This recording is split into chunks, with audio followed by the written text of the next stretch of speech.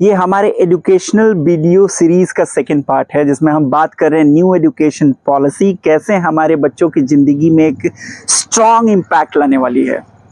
कैसे लाने वाली है? 12 साल के मैं अपने टीचिंग एक्सपीरियंस से ये बता सकता हूँ कि कहीं ना कहीं पढ़ाने का तरीका और बच्चों के पढ़ के समझने का तरीका 5% प्लस माइनस को अगर नज़रअंदाज कर दिया जाए तो हूबहू ऐसा ही है। आप आएँ, क्लास में बैठें, मुझे सुने, याद करें और मैं एक पेपर दूंगा, उस पर लिखें और उस लिखे हुए पेपर से मैं आपको जज कर लूंगा कि आप कितने चालाक होशियार हैं और भविष्य आपका किधर होगा। और इस पेपर के बेसिस में मैं जजमेंटल होके आपको आपका आकलन करते हुए ये बार बार कहूँ कि तुम होशियार हो या बेवकूफ़ हो, जो कि बहुत ही एक थिन यू कैन से कि बहुत ही एक नैरो बैंडविड्थ है जिसमें हम बच्चे को जज कर रहे हैं। इसको न्यू एजुकेशन पॉलिसी में, जिसमें एनसीएफ बोल रही है कि ये रोट मेमोराइजेशन की तरफ लेके जा रहा है। रोट मेमोराइजेशन क्या है कि आप पढ़े, याद किए। किसी चीज को अगर आप याद कर रहे तो ये पूरा गेम रिपीटेशन का है। किसी चीज को आप बार बार दोहराते हैं तो आपको वो चीज याद हो जाती है। याद करके करेंगे क्या आप, जब आपके याद करने की क्षमता से कहीं ज़्यादा एक मोबाइल की स्टोरेज है जो आपके दिमाग से कहीं ज़्यादा इंफॉर्मेशन स्टोर करके रख सकती है। तो क्या आज से अगर कोई बच्चा आज के स्कूल में है, 2025 के स्कूल में है, तो अगर 2050 के लिए अगर वो तैयार किया जाने वाला है, तो क्या हम 2050 में एक दिमाग में उसके कूड़ा भर के बाजार में परोसेंगे? अगर आप कहेंगे कि आप अगर मुझे ये काउंटर करने की कोशिश करें कि नहीं पढ़ेगा, अच्छे नंबर आएंगे, तो फिर उसकी यूनिवर्सिटी में अच्छे से एंट्रेंस करके वो वहाँ पे रट के याद करके वहाँ पे क्वालिफाई करके एक जॉब ले लेगा। चलिए ये बात मैं आपकी मान भी लूँ, तो थोड़ा सा हम मैथ्स लगाते हैं इस बात को समझने के लिए।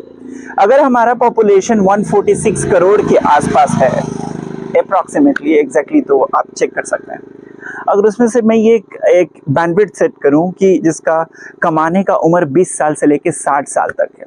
और हम लोग कैलकुलेट करें कि अपने टोटल पॉपुलेशन में से वो क्या पोर्शन है,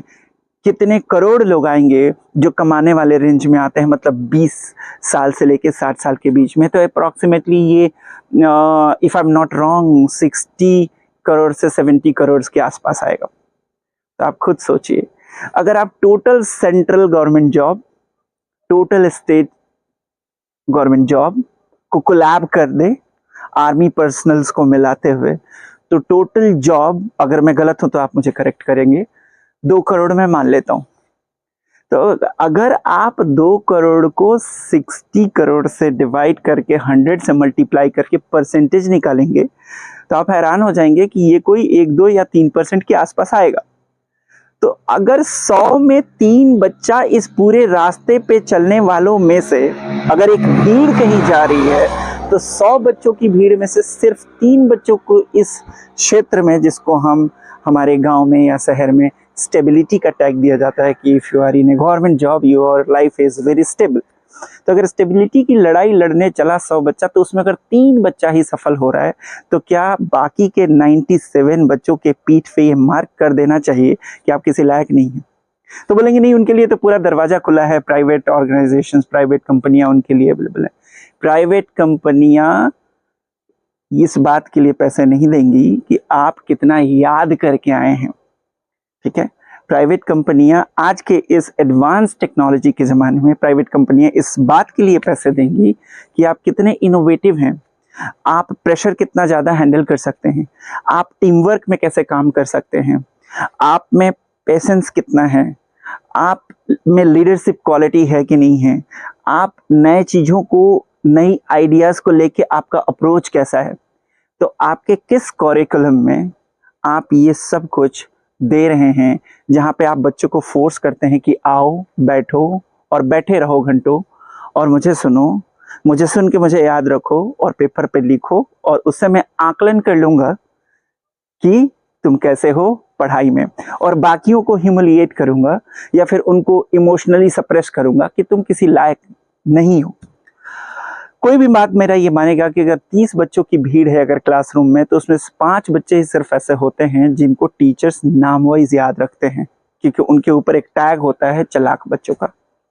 तो अगर आप 5 डिवाइडेड बाई 30 इंटू 100 करेंगे तो 16.6 के आसपास शायद आएगा।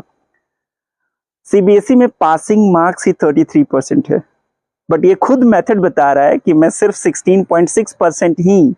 सक्सेसफुल हूं। तो आप किस रास्ते को चुनेंगे?